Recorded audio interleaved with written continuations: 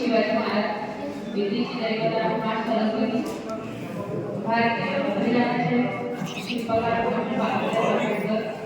वैराग्य मुक्ती गाडी बाबा वंदनीय राष्ट्रसंत तुकडोजी महाराज या सर्व महात्माला वंदन करून आणि त्यांनी केलेल्या कार्याला वंदन करून सन्माननीय व्यासपीठ मंचावर उपस्थित सर्व ज्येष्ठ मंडळी प्रमुख पाहुणे मंचावर उपस्थित सर्व पाहुणे माझ्या गावातील सर्व ज्येष्ठ मंडळी या सर्वांना सर्वप्रथम मी नमन करते. गुरुर ब्रह्मा गुरुर विष्णू गुरुर देव महेश्वर गुरुर साक्षात परब्रह्म तस्मै श्री गुरुवे नमः. जेव्हा मूल जन्माला येतं तेव्हा त्याला चालायला आणि बोलायला शिकवलं जातं. ते मूल मोठं होतं आणि त्याला शाळेत घातलं जाते.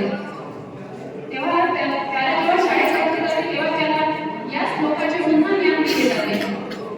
हे श्लोक शिकून तो मोठा होतो आणि आकाशात उंच भरारी घेतो.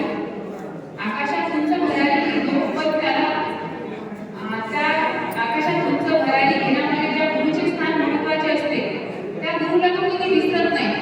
पण तो त्या गुरुला कधी सांगतही नाही की मी तुम्हाला विसरलो नाही. आपल्या भारतीय संस्कृतीमध्ये शिक्षण पद्धती ही 3 प्रकारची आहे. पहिली ते 5वी पर्यंत, नंतर ज्युनियर कॉलेज आणि त्यानंतर ग्रॅज्युएशन पर्यंत. पण पहिली ते 5वी पर्यंतचं जे शिक्षण असते ते आपला पाया उंचावून करणारे असते. असं म्हटलं जातं की मंदिराच्या पडसाचे दर्शन करावे पण पायरीला नेहमी वंदन करावे.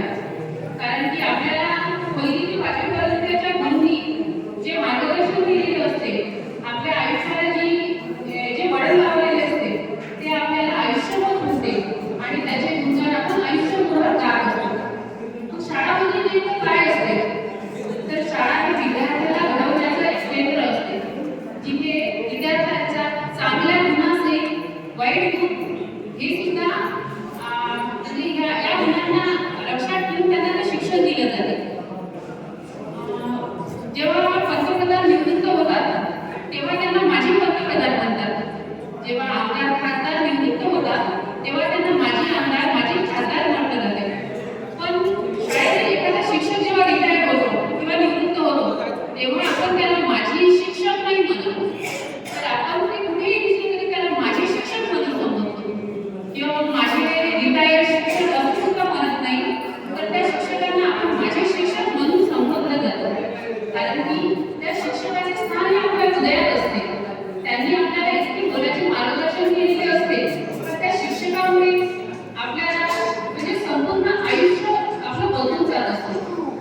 अशा ह्या शिक्षकांना म्हणजे असे हे शिक्षक लाभणे हे सुद्धा आपल्यासाठी एक म्हणजे एक महत्त्वपूर्ण गोष्ट असते. का हे शिक्षक लाभणे हे तुमचं भाग्य. आता समोरच्या पिढीचा जर विचार केला तर असे शिक्षक मिळणं हे कठीण आहे. मला माहिती नाही की हे शिक्षकात काय कमी आहे किंवा ॲज अ पॅरेंट म्हणून आम्ही कुठे कमी पडत आहे तर आमचा विद्यार्थी असा नाही करणार किंवा करू शकतो की नाही हेही आम्हाला माहीत नाही. कितीही मोठ्या शाळेत टाकले कितीही फी भरली तरी शिक्षक ते मुलांना देऊ शकत नाही जे तुमच्या पिढीला मिळाले. तुम्ही तुमच्या गुरुजनांचा इतका आदर सत्कार केला कारण की त्यांनी तुम्हाला त्या लाईफ बनवले. आजची पिढी शिक्षक दिसल्यावरती त्यांच्या मनात भावना निर्माण होत नाही.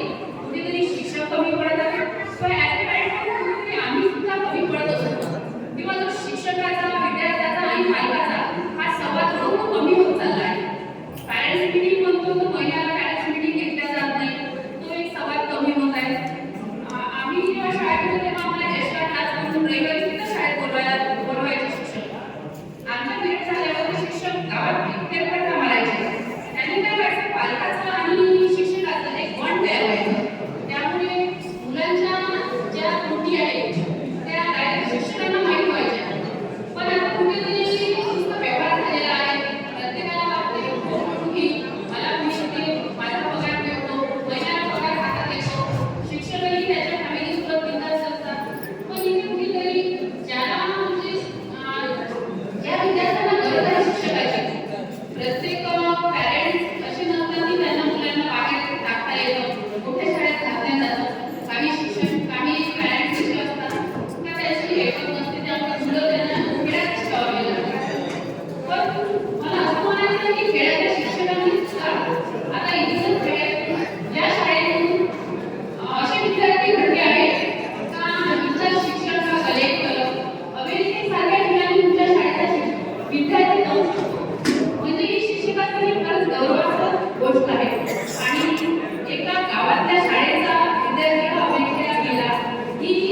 ही गोष्ट त्या गावासाठी सुद्धा खूप मानायची आहे.